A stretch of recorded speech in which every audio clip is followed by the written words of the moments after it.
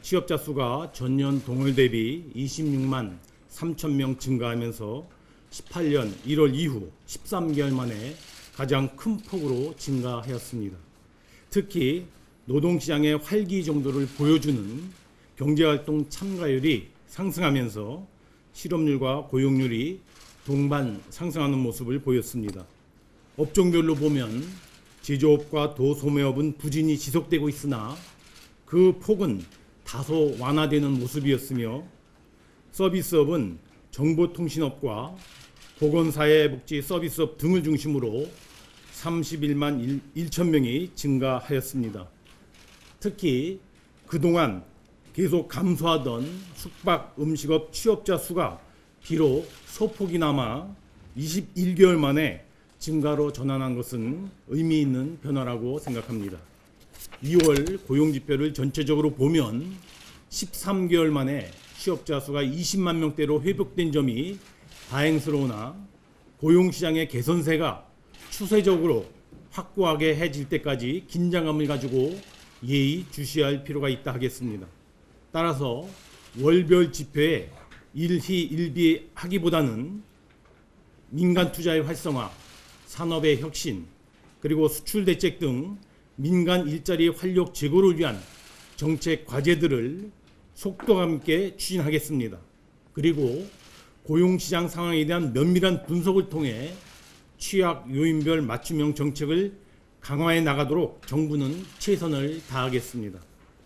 일자리 창출을 위해서는 무엇보다도 민간 투자가 활성화되어야 하고 또 혁신 성장이 이루어지는 것이 중요합니다.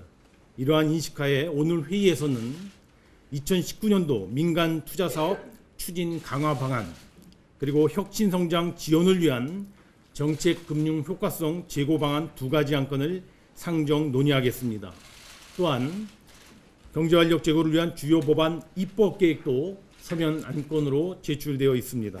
먼저 첫 번째 안건인 2019년 민간 투자 사업 추진 방향입니다. 대규모 민간 투자 사업의 집중 관리를 통해 추진 시기를 최대한 앞당기고 범정부 차원의 신규 민투 사업을 적극 발굴하며 민투법 개정을 통해 민간 투자 활성화에 물꼬를 터나가겠습니다. 첫째, 당초 2020년 이후 착공 예정이었던 평택 익산 고속도로, 구미시 하수처리 시설 등 총 13개 12조 6천억 원 규모의 민투 사업을 관계부처 협의 기간을 단축하고 지자체와의 이견 조정 등을 통하여 추진 시기를 앞당겨 연내 착공하도록 하겠습니다. 아울러 환경시설 등 국민의 실생활과 밀접한 신규 민간 투자 프로젝트들도 적극적으로 발굴해 나가겠습니다.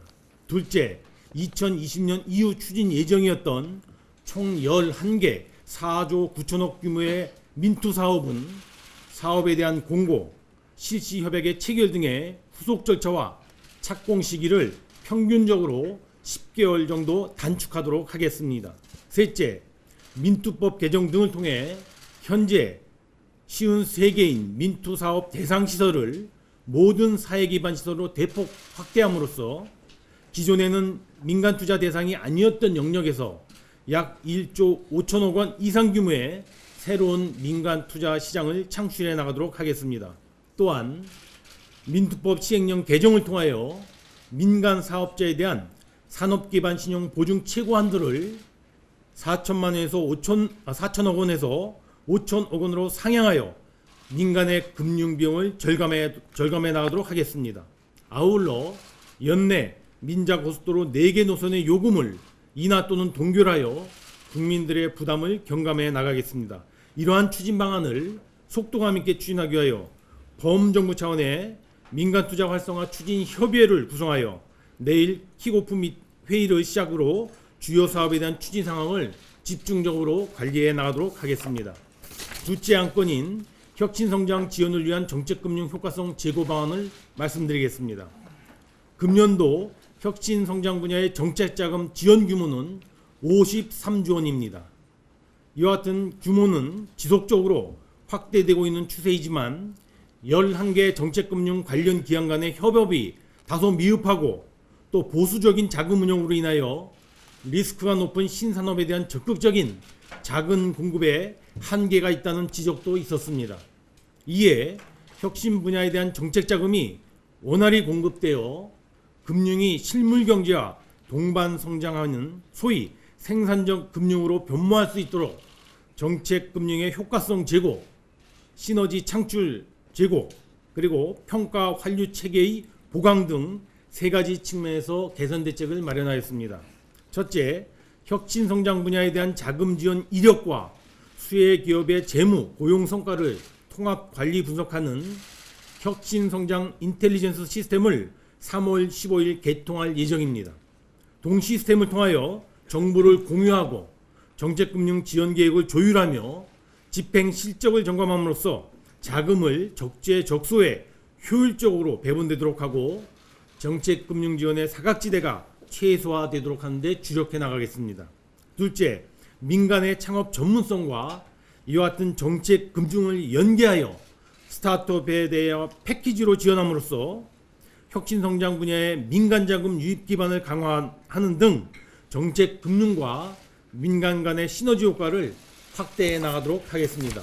셋째, 정책 금융기관의 적극적인 자금 공급을 유도하고 지원 효과가 높은 분야에 자금이 우선 배정될 수 있도록 정책 금융 관련 기관 평가는 물론 이들 기관에 대한 예산 출자 등 환류 체계를 시스템적으로 보강해 나가겠습니다. 이러한 정책 방향을 보다 체계적으로 집행 점검해 나가기 위한 컨트롤 타워로서 주요 부처와 11개 정책 금융기관으로 구성된 혁신성장 정책금융협의회를 역시 3월 15일 출범 가동시켜 나갈 계획입니다. 마지막으로 소면안건으로 상정된 경제활력 제고를 위한 주요 법안 입법 계획은 최저임금법, 근로기준법, 서비스발전기본법, 데이터경제 활성화 3법 등 이번 국회에서 신속 처리가 필요한 주요 법안에 대한 추진 계획을 담고 있습니다. 쟁점 법안들이 각계각층의 의견 수렴 및 당정 간 협의 등을 조속히 통과될 수 있도록 정부의 모든 역량을 집중해 나가겠습니다. 아울러 국회에서도 관련 법안이 신속하게 입법화될 수 있도록 모든 정부 역량을 집중시켜 나가겠습니다.